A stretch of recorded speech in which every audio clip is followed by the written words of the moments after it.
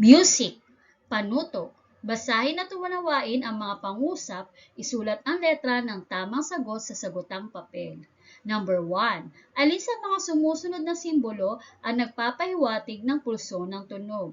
A. Quarter note, B. Quarter rest, C. G clef, D. F clef. Ang tamang sagot ay A. Quarter note.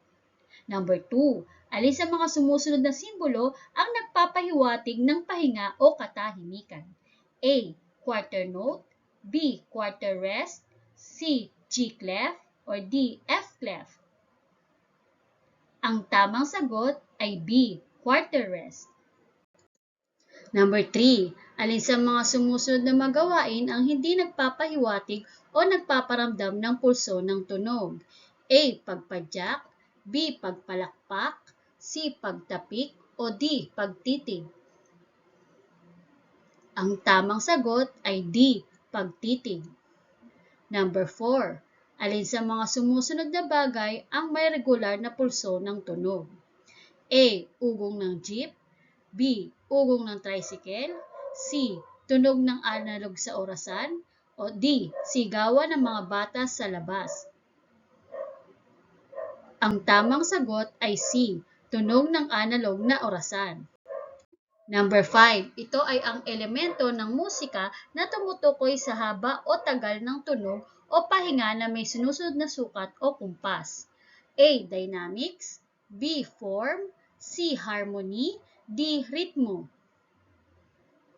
Ang tamang sagot ay D. Ritmo. Number 6. Alin sa mga sumusunod ang tumutukoy sa mabilis o mabagal subalit pantay na daloy ng pulsong nadarama? A. Ritmo, B. Rhythmic pattern, C. Rhythmic ostinato, o D. Steady beat. Ang tamang sagot ay D. Steady beat. Number 7. Ang mga sumusunod ay kilos na isinasagawa upang maipakita ang pulso ng musika. Alin sa mga salita ang hindi kabilang? A. Pagmarcha, B. Pagpalakpak, C. Pagtapik, o D. Pagupo. Ang tamang sagot ay D. Pag-upo. Number 8. Anong meter ang ipinapakita gamit ang panandang guhit sa ibaba? A. Apatan, B. Dalawahan, C. Isahan, o D. Tatluhan. Ang tamang sagot ay A. Apatan. Number 9. Ito ay ang paulit-ulit na rhythmic patterns na ginagamit na pansaliw sa awit at kalimitan ay itinutugtog ito gamit ang mga instrumentong panritmo. A. Note, B. Rhythm, C. Rhythmic ostinato, D. Rhythmic patterns. Ang tamang sagot ay C. Rhythmic ostinato. Number 10. Na isasagawa ang rhythmic pattern sa pamamagitan ng galaw ng katawan na ito. A. Paghiga, B. Pag-ikot, C. Pagtapik, o D. Pagtumbling. Ang tamang sagot ay C. Pagtapik. Arts. Number 11. Ano ang tawag sa teksturang nakikita lamang ng mata at hindi aktwal na nahawakan o nadarama ng kamay? A. Visual, B. Nararamdaman, C. Tekstura, D. Tunay. Ang tamang sagot ay A. Visual. Number 12. Ano ang tawag natin sa likhang sining na may harapan, gitna at likurang bahagi? A. Abstract, B. Balance, C. Pagkukulay, o D. Tekstyurang visual. Ang tamang sagot ay B. Balance. Number 13. Ang blank ay ang unahang bahagi ng larawan. A. Background, B. Foreground, C. Kulay, D. Middle ground. Ang tamang sagot ay B. Foreground. Number 14. Sa pagguhit, mahalaga ang iba't ibang uri ng blank at blank sa pagbuo ng makabuluhang larawan. A. Hugis at linya, B. Kulay at hugis, C. Lapis at papel, o D. Linya at kulay. Ang tamang sagot ay A, hugis at linya. 15. Kung ang nais mo ay malapit ito sa tumitingin at ang mga bagay na nakalagay dito ay mukhang malaki, anong pagguhit ang iyong gagamitin? A. Background, B. Foreground, C. Hugis, D. Middle ground. Ang tamang sagot ay B. Foreground. Number 16. Bahagi ng katawan na tanging nakakaalam ng teksturang biswal. A. Bibig, B. Kamay, C. Mata, o D. Katawan. Ang tamang sagot ay C. Mata. 17. Iginuguhit ng maliit ang larawan ng isang tao kung ito ay blank. A. Katamtaman, B. Malapit, C. Maliit, o D. Malayo. Ang tamang sagot ay D. Malayo. 18.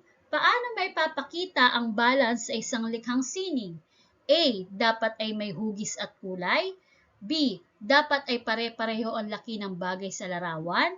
C. Dapat ay may harapan, gitna at likurang bahagi sa larawan. O D. Dapat ay laging pantay-pantay ang laki ng mga bagay sa larawan. Ang tamang sagot ay C. Dapat ay may harapan, gitna at likurang bahagi sa larawan. Number 19. Bakit mahalagang ipakita ang balance sa isang likhang sining? A. Upang maipakita ang espasyo. B. Upang maipakita ang layo ng bagay sa tumitingin. C. Upang maikitang iba-iba ang laki ng mga bagay sa paligid. O D. Upang malaman na ang lahat ng bagay sa paligid ay iba-iba. Ang tamang sagot ay D, upang malaman na ang lahat ng bagay sa paligid ay iba-iba. Number 20. Bakit gumagamit ang isang pintor ng teksturang biswal gamit ang crosshatch lines at pointillism? A. Upang ito ay mapansin. B. Upang maipakita ang espasyo. C. Upang maging pantay-pantay ang laki ng mga bagay sa larawan. O D. Upang maging makatotohanan ang tekstura na kanyang likhang sining. Ang tamang sagot ay D, upang maging makatotohanan ang tekstura na kanyang likhang sining. Physical Education. Number 21. Paano makakatulong ang kombinasyon ng mga pangunahing kilos sa ating katawan? A. Nakakasayaw ng tama. B. Nakakapagbigay ng masayang damdamin. C. Nagiging dahilan ito para manghina ang tao. O D. Nalilinang nito ang pisikal na kasanayan ng isang tao. Ang tamang sagot ay D. Nalilinang nito ang pisikal na kasanayan ng isang tao. Number 22. Anong mga kombinasyong kilos na kinakailangan upang malinang ng ang pisikal na kasanayan ng isang tao at makalikha ng iba't ibang hugis gamit ang mga bahagi ng katawan? A. Kilos locomotor. B. Kilos di locomotor. C. Wala sa mga nabanggit. O D. Kilos locomotor at D. Locomotor. Ang tamang sagot ay D. Kilos locomotor at D. Locomotor. 23. Ang pag-abot at pagpitas ng bunga o prutas sa itaas ng puno ay nagpapakita ng blank. A. Katigasan ng katawan. B. Kahinaan ng katawan. C. Kalambutan ng katawan. O D. Kaliksihan ng katawan. Ang tamang sagot ay C. Kalambutan ng katawan. 24. Anong kilos ang pinapakita ng nasa larawan? A. Headbend. B. Head down. C. Head twist.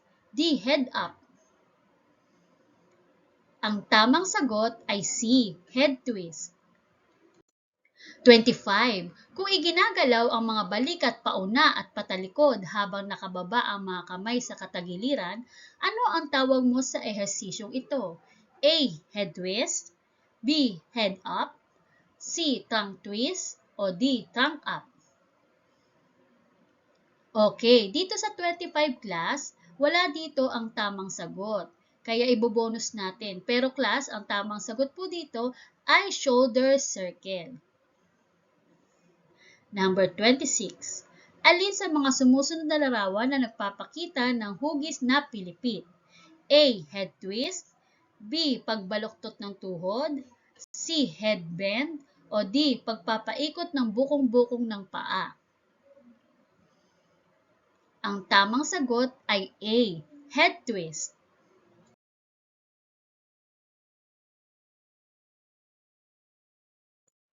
29.